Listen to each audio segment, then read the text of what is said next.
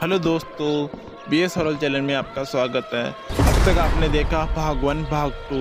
रमेश और उसका दोस्त उस महल में जाता है, उस कमरे में जाता है, वो औरत भी मिल जाती है, वो औरत गायब हो जाती है। नहीं देखा है तो उस डिस्क्रिप्शन में लिंक है, आप डिस्क्रिप्शन में जाइए, लिंक पर क्लिक करिए, आप वीडियो देख सकते हो, सुन सकते हो। ठीक, रमेश और रमेश का दोस्त उस कमरे से बाहर निकलने के लिए कोशिश कर रहे थे, लेकिन वो दरवाज़ा नहीं खुल रहा था। फिर अचानक वो दरवाज़ा खुल गया और रमेश का दोस्त भाग के उस दरवाजे से निकले और महल के नीचे आए। उनको वो जो मेन दरवाज़ा था जिससे महल के बाहर जाते हैं वो नहीं मिला, और वो दोनों इधर से उधर देख रहे थे, अंधेरा था, वो दरवाज़ा नहीं मिला। फिर रमेश का दोस्त बोला, यार पहले तो दरवाज़ा यही था, फिर अभी नहीं मिल रहा है दरवाज़ा। फिर रमेश ने बोला कि है ना, अगर जिंदा रहना है तो धैर्य बनाए रखो, दिमाग से काम लो, इस महल में ऐसी जगह ढूंढो जहाँ से रोशनी आती है, क्योंकि उसी तरफ हमें दरवाज़ा मिलेगा। तो ठीक है, फिर रमेश और रमेश का दोस्त दोनों इस महल में ढूंढ रहे थे, लेकिन अचानक वो औरत रमेश के दोस्त के सामने आ गई और रमेश की दोस्त की गर्दन पकड़ ली और ऊपर हवा में उठा के नीचे गिरा दिया। रमेश का दोस्त वहीं पर ही बेहोश हो गया और रमेश उस टाइम बहुत घबरा गया। रमेश ये देख के भागने लग गया, लेकिन तभी सामने से अचानक रमेश के सामने वो औरत आ गई और आते ही रमेश की गर्दन पकड़ ली और गर्दन पकड़ के जैसे उठाया, लेकिन रमेश का हाथ उस औरत के हाथ पे गया और उस औरत के हाथ पे इतनी जलन हुई कि वो रमेश को वापस नीचे गिरा दिया। रमेश ने देखा कि ऐसा क्या हुआ कि उस औरत ने मुझे छोड़ दिया।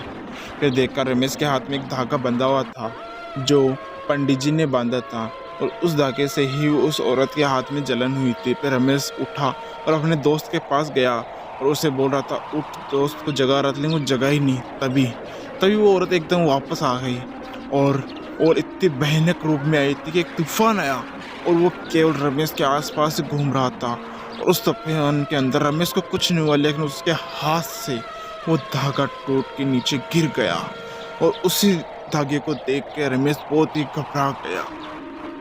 उसके बाद वो औरत अचानक गायब होकर रमेश की नज़रों के सामने आ गई। एकदम आते इतने खतरनाक रमेश की गर्दन पकड़ी और हवा में उठा लिया और वो औरत भी हवा में उड़ गई।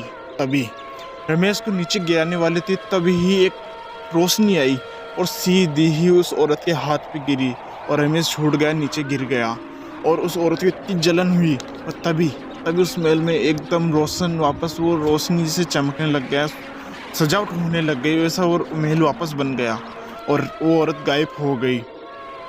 रमेश सोच रहा था कि ऐसा क्या हुआ कि महल पहले की तरह वापस हो गया, रोशनी हो गई, दरवाज़ा भी दिख गया जिससे महल के बाहर जाता है। रमेश को भी थोड़ी बहुत चोट आई थी, लेकिन रमेश उठा, अपने दोस्त को भी उठाया अपने हाथों से और अपने कंधे पर रखे महल से बाहर आ गया। तो रमेश ने देखा कि महल से कुछ दूरी पे एक पंडित जी और गांव वाले लोग हवन कर रहे थे।